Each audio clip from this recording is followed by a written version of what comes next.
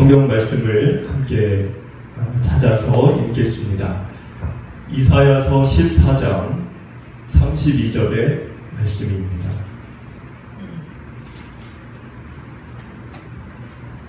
(14장 32절) 말씀을 함께 읽겠습니다. 그 나라 사신들에게 어떻게 대답하겠느냐?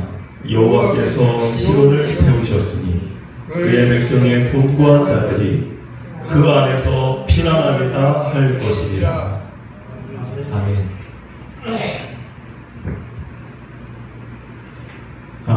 인류에 있어서 가장 큰 비극은 무엇일까요?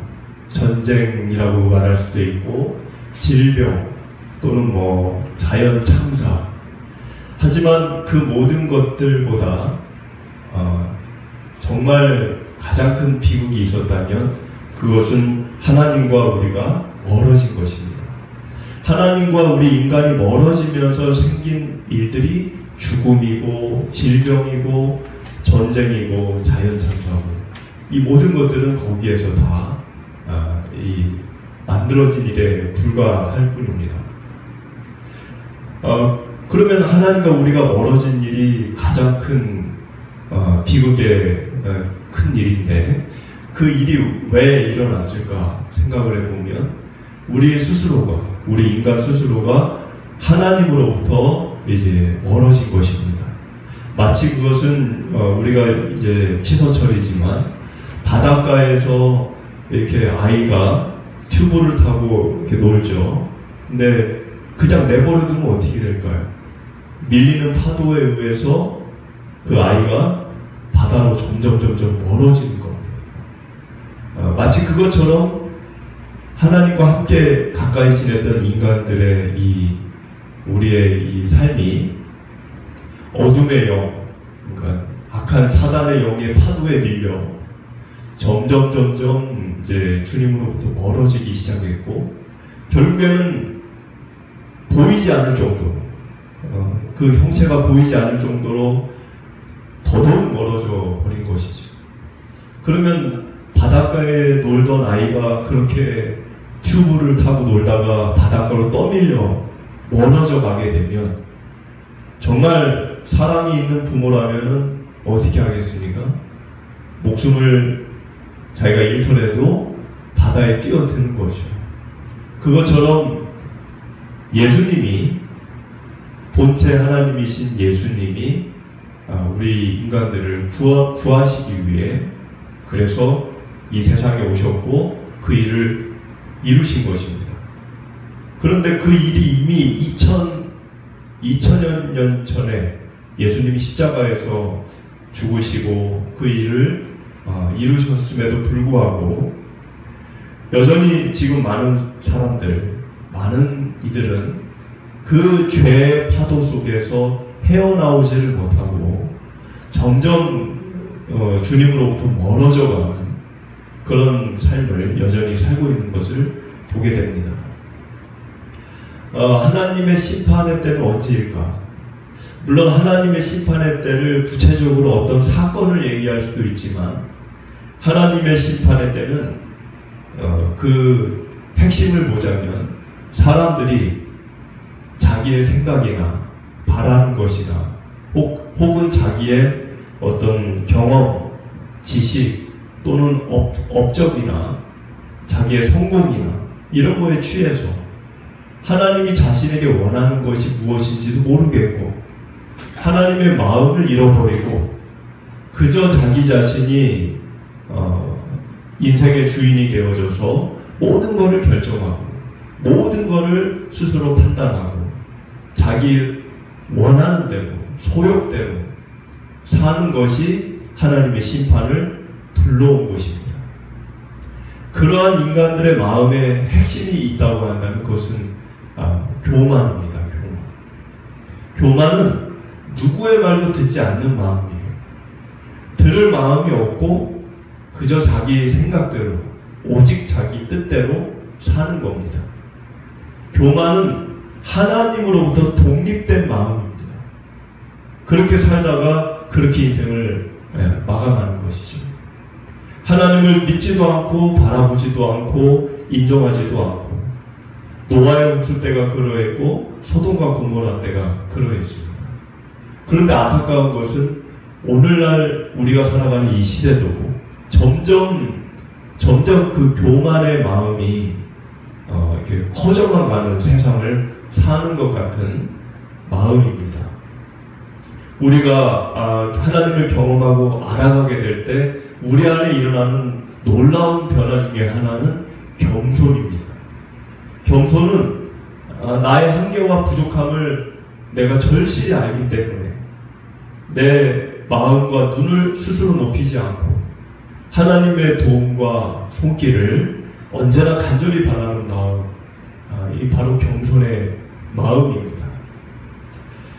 C.S. 루이스라고 하는 분은 이 기독교적 수고라는 책에서 이런 말씀을 하셨어요. 사람이 겸손을 가장할 때만큼 교만한 때가 없습니다. 이 말의 뜻은 무엇일까요? 그것은 우리가 겉모습으로 겸손한 것처럼 위장을 하거나 흉내를 낼 수는 있다는 것입니다. 그러나 그 겉모습만 보고 사람이 겸손하다, 아니다 이렇게 알 수는 없다는 거예요. 그러하기 때문에 보여주는 모습이 겸손한 게 중요한 게 아니라 우리의 속 마음 중심에 겸손의 마음이 정말 있느냐, 그것을 우리 스스로가 깊이 생각을 해야 될 거라고 생각합니다. 여러분들이 지금은 그런 문화가 없지만 예전에 기독교, 초대 기독교 그 당시에는 수도 문화가 있었어요. 신앙인들 가운데. 그래서 뭐 이집트의 사막을 가든가 아니면 뭐 아라비아 광야를 가든가 하여튼 그렇게 이 허허벌판 같은 데 가서 수도사 생활을 하는 그런 문화가 있었죠. 4세기에 사막의 수도사들이 수도를 하면서 성경을 연구하고 수도를 하면서 그 수도사들이 7가지의 대죄라고 하는 죄를 이렇게 나열을 했습니다. 사람 안에는 많은 죄들이 있지만 그 중에 가장 무서운, 사람을 가장 병들게 하는 7가지 죄가 있다는 것을 얘기했다는 거예요. 근데 그 죄가 어떤 죄일까요? 이 앞에 화면에 있는 7가지 죄입니다. 교만, 시기, 분노, 나태, 탐욕, 정욕입니다. 자, 근데 이 중에 이 7가지 죄 중에 좀 우리가 이게 죄일까 싶은 그런 게 있죠. 바로 나태하고 탐식입니다. 먹는 거 좋아하는 게 뭐가 죄입니까? 그런데 수도사들은 먹는 걸 좋아하는 탐식이나 나태가 인간의 영혼을 병들게 하고 그리고 삶을 파괴하고 수많은 죄들을 불러오는 연결고리가 되는 목격이 되는 죄라고 얘기했다는 겁니다. 가장 먼저 나오는 죄가 뭘까요? 가장 먼저 나오는 죄가 교만입니다. 교만은 자신의 마음과 눈을 스스로 높이는 겁니다.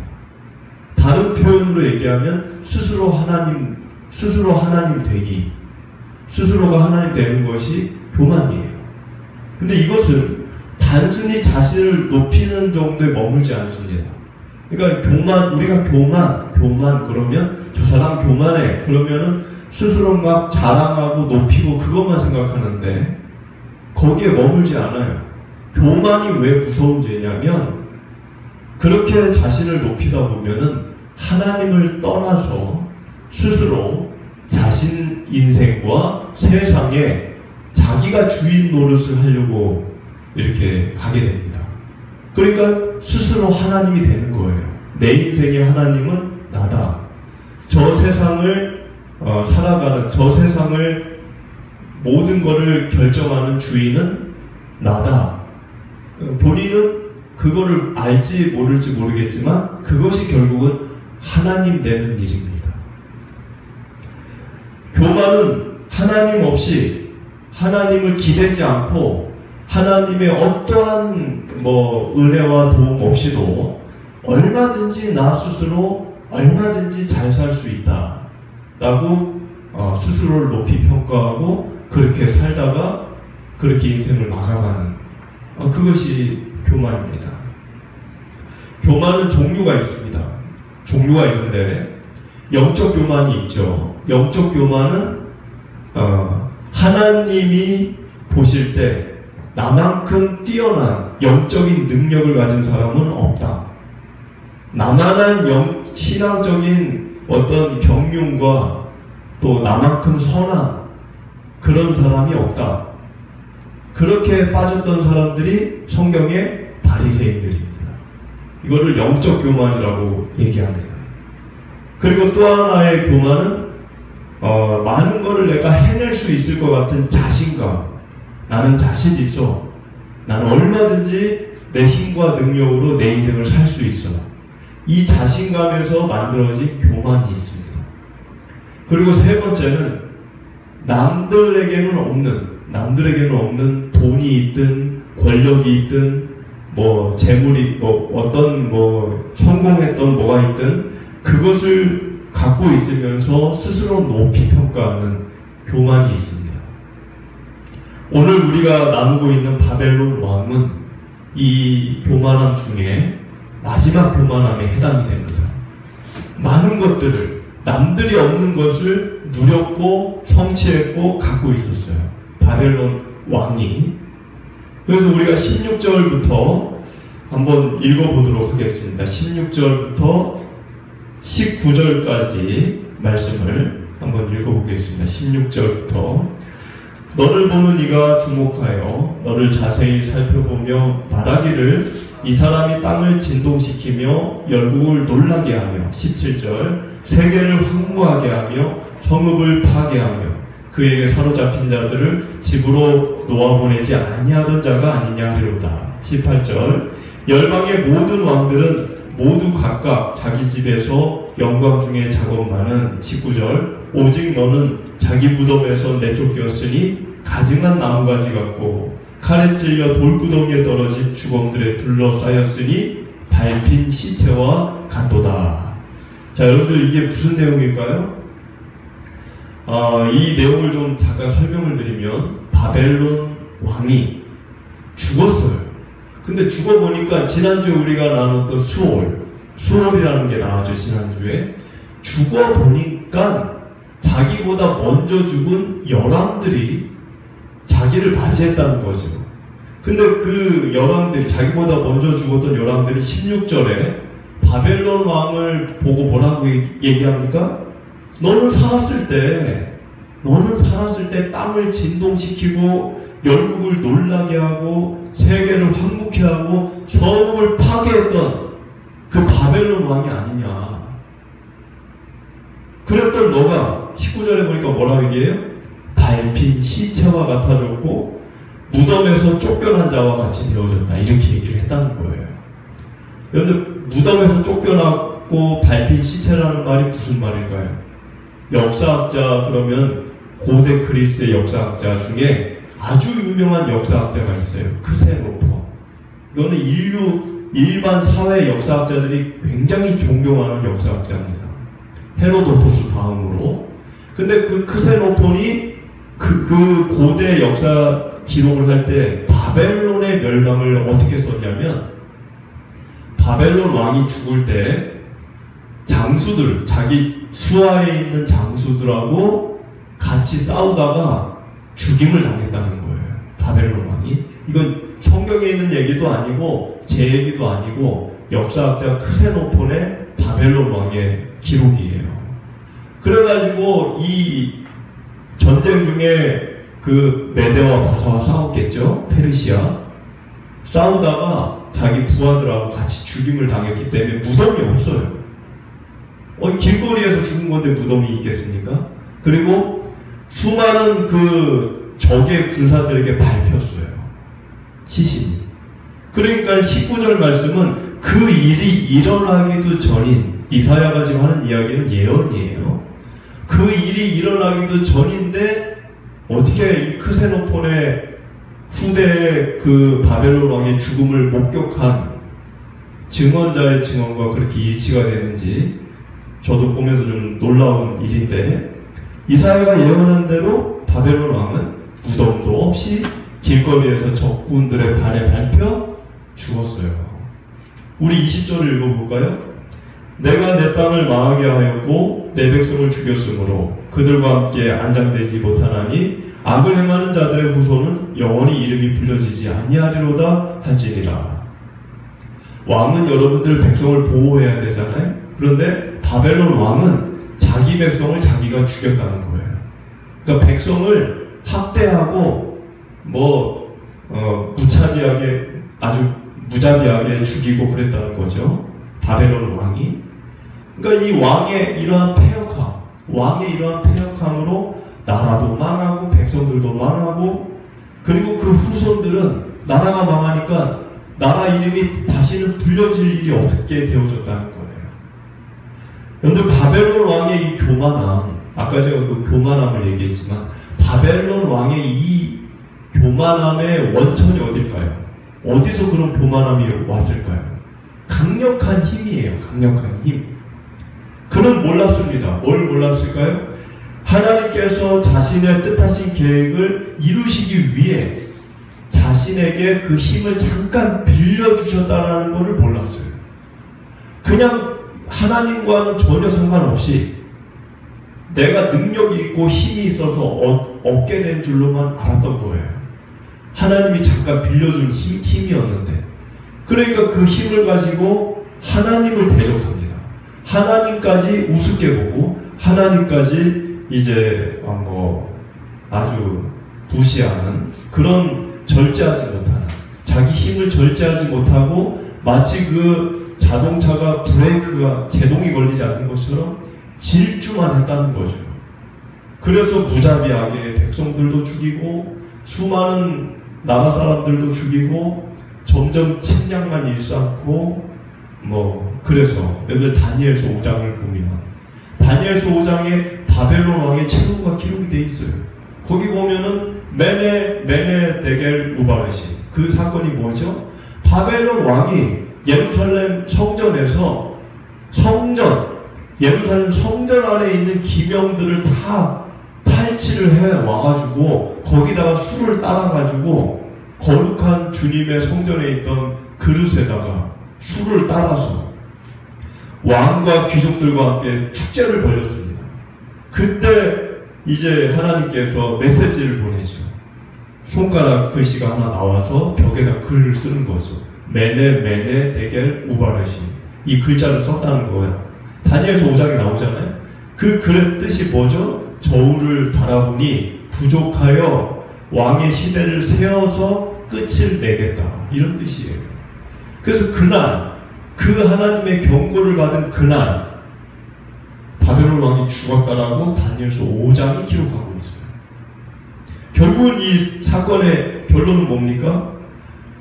자신에게 생명과 힘을 주셨던 하나님을 몰랐다는 거예요. 바벨론 왕이. 도리어 하나님이 주신 그 힘을 가지고 다른 사람을 괴롭게 하고 다른 사람을 것을 뺏고 다른 사람을 죽이고 그리고 하나님까지 대적했다는 거예요.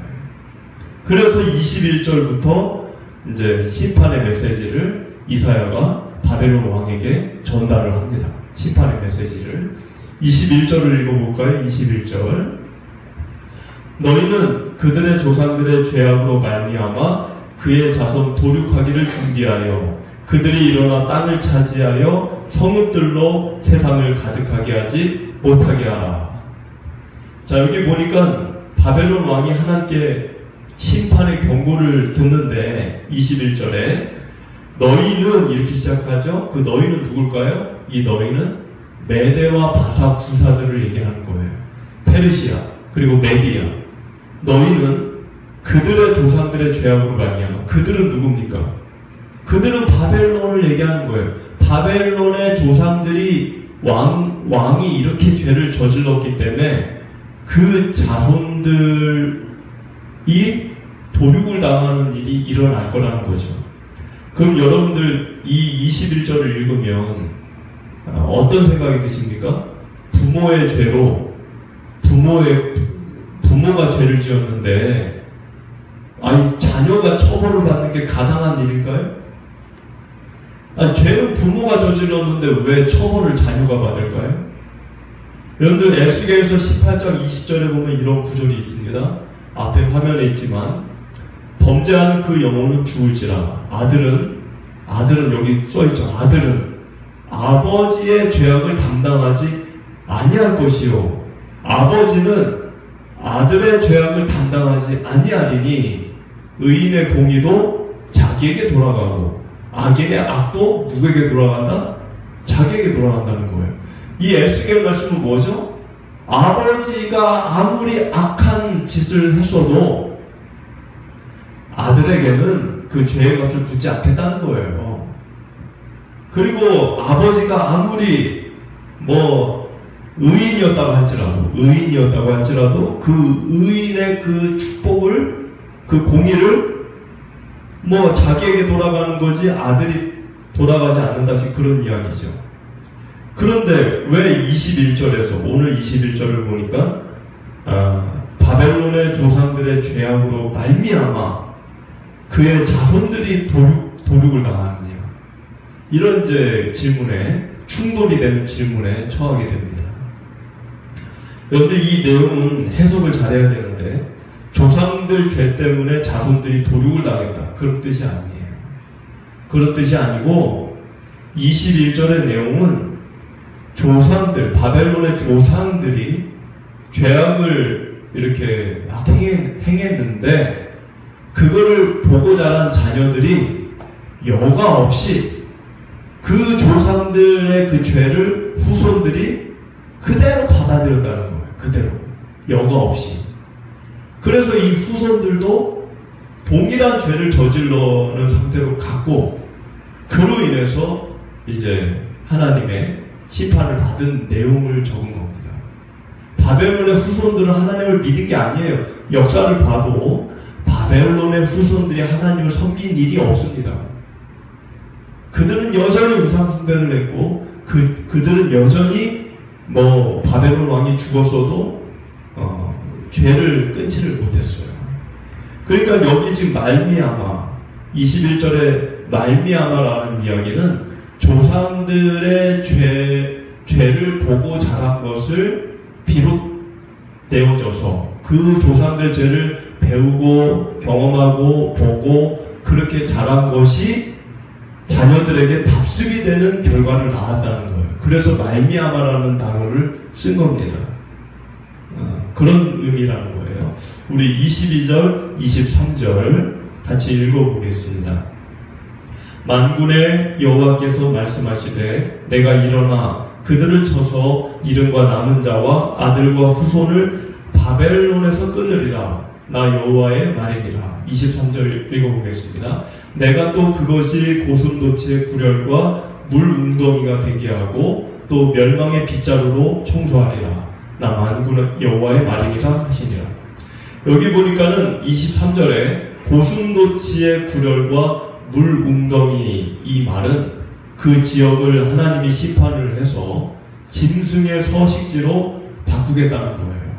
그러니까 도시가 사람들이 다 이제 사라지고 멸망을 하고 그러면 이제 짐승들만 남는 거죠. 그거를 지금 묘사한 것이고, 마치 그 도성의 사람들을 어떻게 하듯이 빗자루로, 우리가 마당에 빗자루 낙엽을 쓸어내듯이, 낙엽들을 쓸어내듯이 23절을 보니까 멸망의 빗자루로 도성의 사람들을 어떻게 한다? 쓸어버리시겠다는 거예요. 그러니까 짐승밖에 없는 거죠. 사람들이 다 쓸려 나갔기 때문에. 우리 24절, 25절을 읽어보겠습니다. 만군의 여호와께서 맹세하여 이르시되 내가 생각한 것이 반드시 되며 내가 경영한 것을 반드시 이루리라. 25절 내가 아수르를 나의 땅에서 파하며 나의 산에서 그것을 짓밟으리니 그때 그의 멍에가 이스라엘에게서 떠나고 그의 짐이 그들의 어깨에서 벗어질 것이라. 그런데 24절부터는 바벨론 얘기가 아니에요. 아까까지는 바벨론 얘기였고 24절부터는 아수르 나라의 멸망에 대한 이야기입니다. 그런데 바벨론 다음에 지금 이사야가 아수르 나라에 대한 이야기를 꺼내고 있는 거예요. 아수르 군대가 괴멸이 될 것이다. 여러분들, 아수르 군대가 괴멸된 사건이 성경에 어디서 있을까요? 열왕기하 19장입니다. 열왕기하 19장을 보면 그 사네립이라고 하는 왕이 사르곤 3세 아들이에요. 아수르. 사르곤 3세는 어마무시한 왕이에요. 역사학자들도 사르곤 3세를 굉장히 주목하고 평가하는 인물입니다. 왜냐하면 많은 지역을 장악했어요. 사르곤 3세가. 근데 그 사르곤 3세의 아들이 성경에 나오는 사네립 왕이에요. 이 사네립 왕이 무슨 짓을 했죠? 예루살렘을 포위했습니다. 누구 때? 히스기야 왕 때. 남유다 히스기야 왕 때, 남유다 북이스라엘이 아니고 남유다의 수도가 예루살렘이니까 그 예루살렘을 포위했어요. 그래서 막 굶어 죽을 지경이 된 겁니다. 사람들이 물도 못 마시고 막 먹을 양식도 없고 막 그런 상황이 벌어졌어요. 그때 히스기야가 하나님께 기도를 했죠. 그래서 하나님이 극적인 사건을 일으키셔서 하루아침에 아수르 군사들 18만 5천 명이 죽는 일이 벌어졌어요. 그게 열왕기하 19장에 기록이 되어 있습니다. 그 사건을 지금 24절, 25절이 얘기하는 거예요. 앞으로 이런 일이 일어날 것이다. 아수르 군대가 괴멸될 것이다. 누구 때? 히스기야 왕 때. 이 일이 실제로 또 일어난 거죠. 그러니까 성경은 이사야가 지금 얘기한 게 이루어지지 않은 일이 없어요. 다 이루어진 일들이에요. 우리 26절을 읽어볼까요? 이것이 온 세계를 향하여 정한 경영이며 이것이 열방을 향하여 편선이라 하셨나니. 27절. 만군의 여호와께서 경영하셨은즉 누가 능히 그것을 패하며 그의 손을 펴섰은즉 누가 능히 그것을 돌이키랴. 자, 여기 보니까 26절에 뭐라고 얘기합니까? 온 세계를 경영하는 분이 누구시다? 하나님이라고 써있어요. 26절에. 여러분, 온 세계를 경영하는 분은 하나님이십니다. 그런데 사람들이 그걸 몰라요.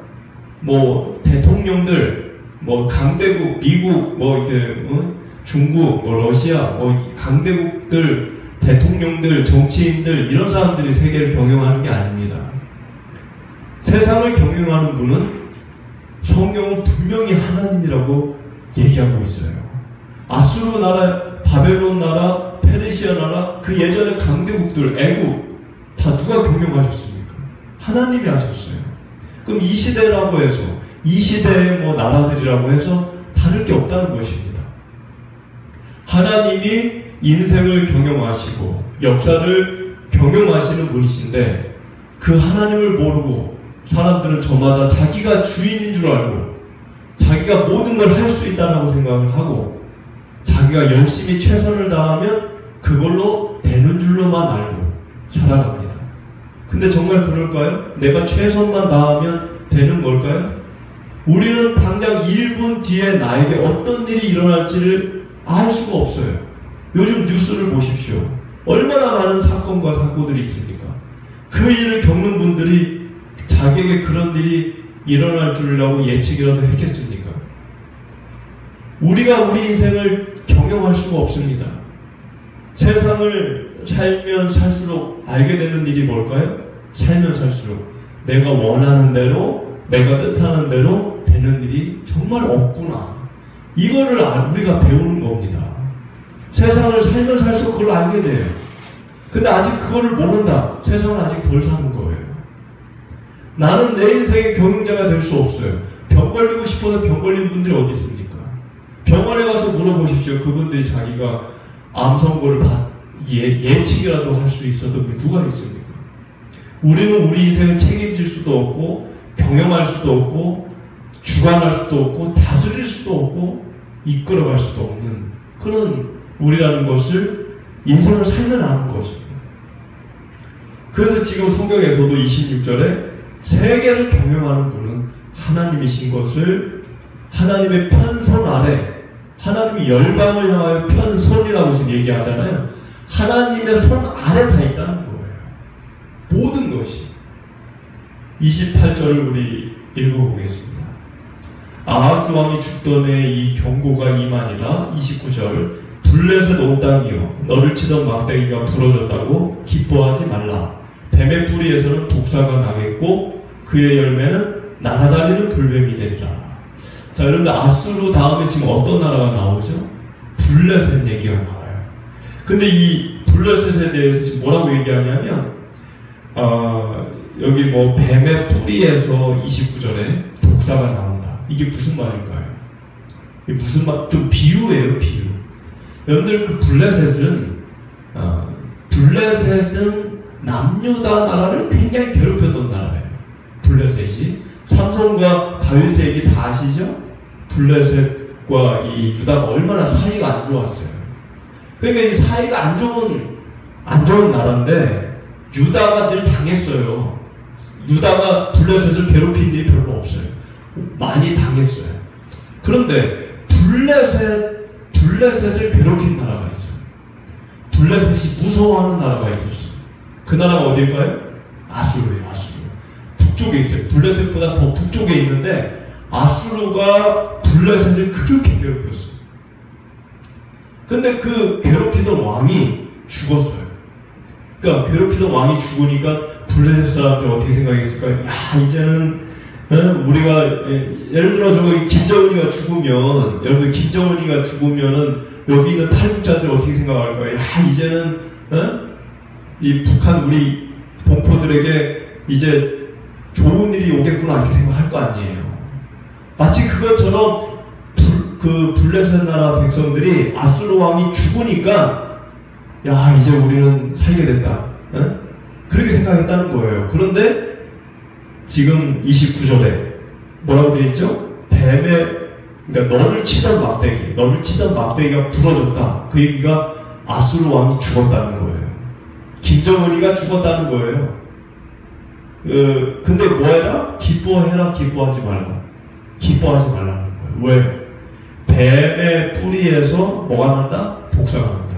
그러니까 뱀은 죽었는데 그 뱀의 뿌리에서 더 독한 뱀이 나온다는 거예요. 더 독한 뱀이. 실제로 이것은 역사학자들이 연구를 해보니까 블레셋을 그렇게 괴롭힌 아수르 왕이 디글랏-빌레셋 3세라고 학자들이 얘기를 해요.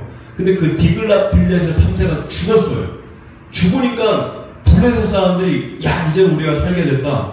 그런데 더 악한 왕이 등극을 합니다. 그게 바로 아까 얘기한 사네립의 아버지예요. 사르곤 3세. 사르곤 3세가 등극을 해가지고 전보다 더하게 블레셋을 괴롭히는 거예요. 뱀의 뿌리에서 뭐가 나온다? 독사가 나온다. 여러분 이사야가 지금 이 일이 벌어지기도 전에 지금 다 하는 이야기예요. 그런데 아까 아수르 바벨론 역사, 아수르 역사, 블레셋 역사 지금 얘기하잖아요. 다 이루어졌어요. 다 이루어졌어요. 역사학자들도 이걸 보면 기가 막히는 거예요. 그래서 사르곤 3세가 등극해서 더한 독사처럼 블레셋을 괴롭히고 그 사르곤 3세 아들이었던 사네립, 아까 얘기했던 열왕기하에 나오는 사네립이 블레셋을 완전히 멸망시켰어요. 지금 블레셋 나라가 없잖아요. 언제 없어졌을까요? 사르곤 3세 아들 사네립이 없애버렸어요. 완전히 나라를 콩가루로 만들어버렸어요. 그러니까 이 말이 맞는 거죠. 뱀의 뿌리에서 독사가 나왔다. 근데 그의 열매는 날아다니는 불뱀이다. 이건 뭔 말일까요? 그의 열매는 날아다니는 불뱀이다.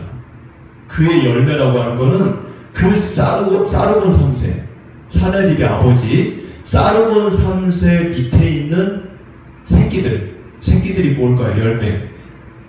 장수들이에요, 장수들. 그 사르곤 3세 밑에 있는 장수들이 날아다닌다는 거는 그냥 말을 막 기동성 있게, 이 동해 번쩍, 서해 번쩍, 막 그렇게 타고 다니면서, 날아다니는 것처럼 타고 다니면서, 불뱀이 된다는 거예요, 불뱀. 불뱀이 돼서 다 물어 죽인다는 거죠. 그래서 블레셋이 없어졌어요. 블레셋이. 30절을 읽어볼까요? 30절. 가난한 자의 장자는 먹겠고 궁핍한 자는 평안히 누우려니와 내가 내 뿌리를 기근으로 죽일 것이요 내게 남는 자는 살육을 당하리라. 가난한 자는 누구를 얘기할까요? 여기 가난한 자는 남유다를 지금 얘기하는 거예요. 남유다는 지금 그때 가난했죠. 왜? 이 나라 저 나라에게 지배를 당했으니 뭐가 있겠습니까? 그런데 일제시대에 우리나라가 가난했지 뭐 부유했어요? 다른 나라의 지배를 받으면 가난해질 수밖에 없는 거예요. 그런데 지금 이 남유다 나라는 뭐 바벨론, 아수르, 뭐 블레셋 맨날 지배당하고 착취당하고 당하기만 했기 때문에 뭐 먹을 것도 없고 가진 게 없어요. 그래서 가난한 자로 얘기하는 거예요. 근데 그 가난한 자의 장자는 먹겠고, 장자가 누굴까요? 장자 남유다를 얘기하는 거예요. 남유다.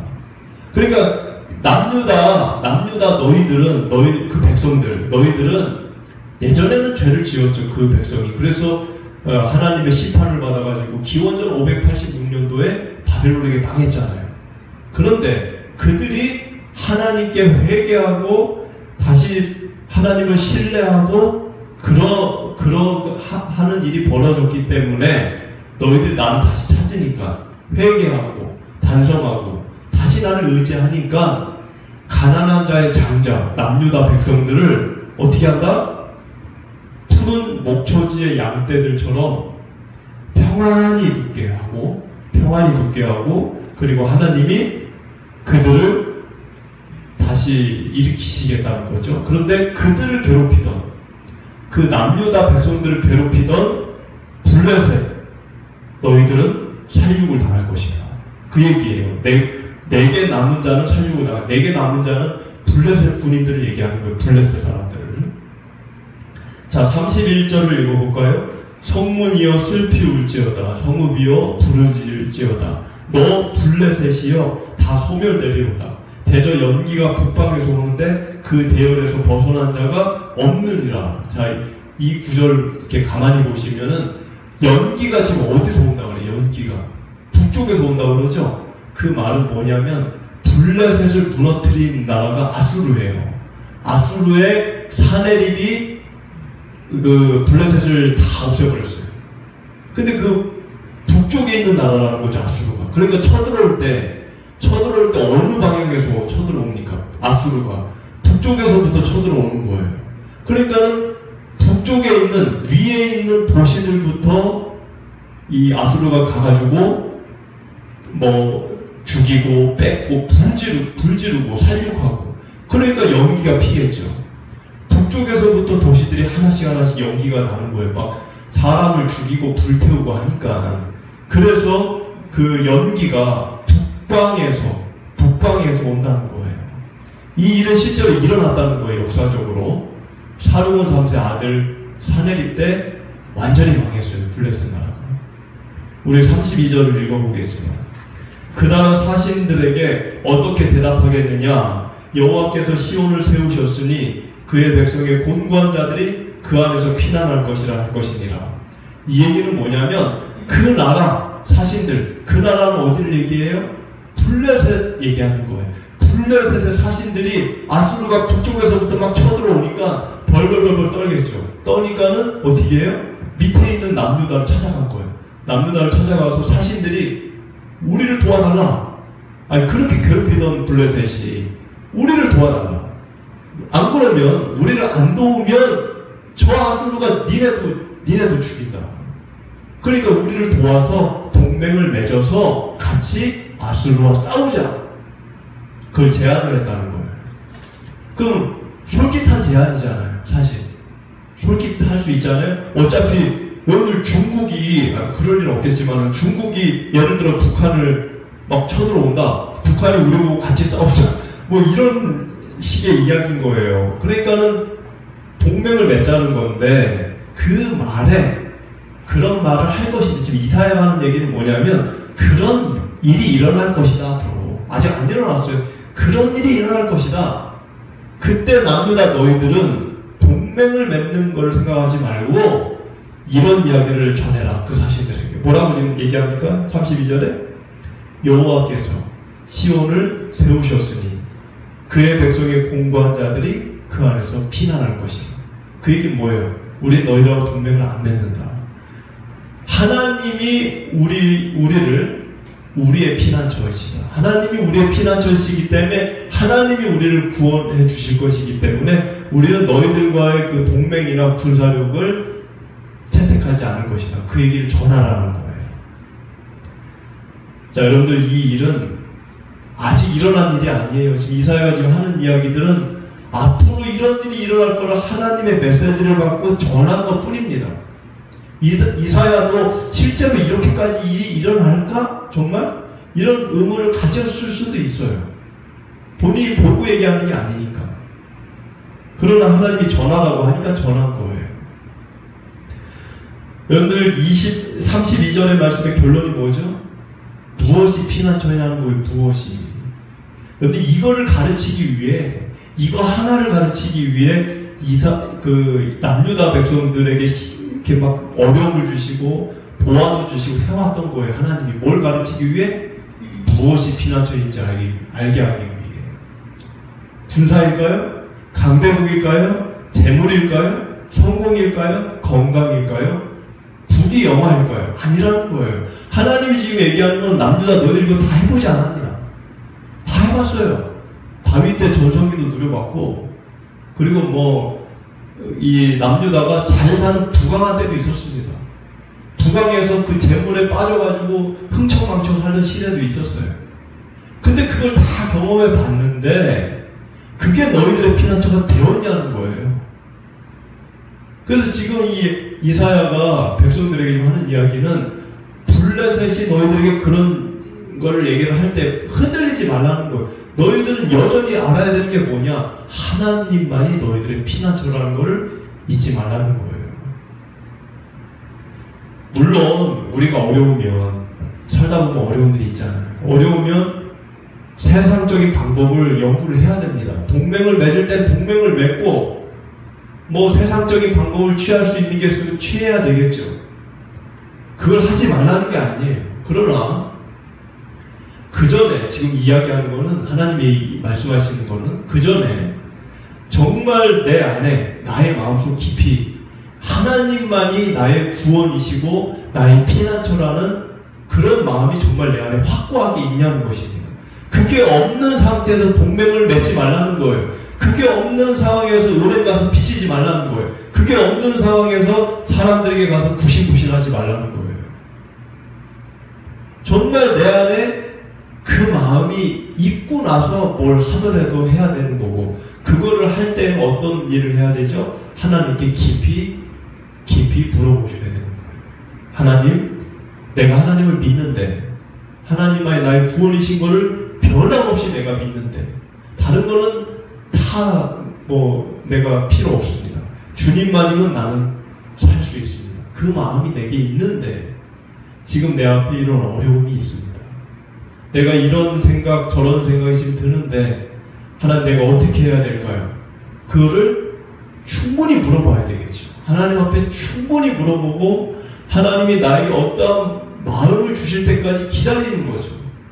그리고 그 일이 나에게 하나님 주시는 마음이 그런 믿음 가운데 생겨났을 때 결정을 하고 일을 해야 되겠죠. 그런데 많은 사람들은 그런 일을 하지 않습니다. 어떤 일이 벌어지면 그냥 사람들에게 자문 구하고 유튜브 보고, 그리고 내가 생각해서 바로 결정해요. 하나님께 묻지 않아요. 그거는 하나님의 주권을 인정해드리지 않는 겁니다. 내가 모든 것을 내가 결정할 수 있다는 거죠. 하나님은 내가 결정한 것에 수습만 해주는 분으로 여기는 것입니다. 지금 하나님은 남유다 백성들이 너희들 그렇게 살아왔다는 거예요. 지금까지 그렇게. 하지만 이제는 알으라는 거예요. 누가 너희들의 진정한 피난처인지를 공고한 자의 피난처가 무엇이며 어디이며 누구인지를 알라는 거예요.